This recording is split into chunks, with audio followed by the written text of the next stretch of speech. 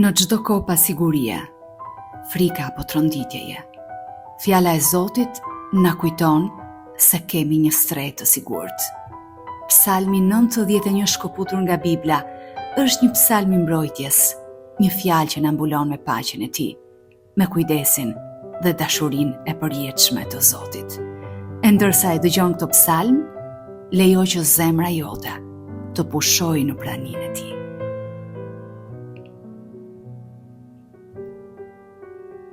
Psalmi 91. Kush banon në strehën e shumë të lartit, pushon në hijen e të plot fuqishmit.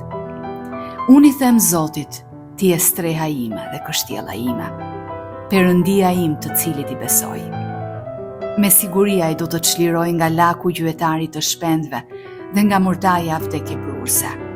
Ai do të mbuloj me pendet e tij dhe do të gjosh strehë në krahët e tij. Besnikëria e tij do të shërbej si mburojë dhe parzmore.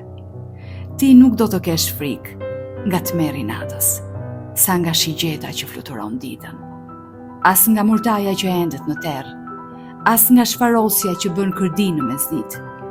1.000 do të bie në krahun tënd, e 10.000 në të djastën tënde, por aty nuk do të afrohet.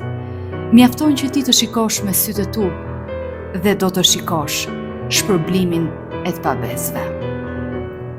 Duke qenë se ke thënë o Zot, ti je streha ime dhe e ke bërë shumë të lartin strehën tënde, nuk do të gjej asnjë e keqe, asnjë plagë nuk do t'i afrohet çadrës sate, sepse ai do të urdhërojë angjëjt e tij të të ruajnë në të gjitha rrugët e tua.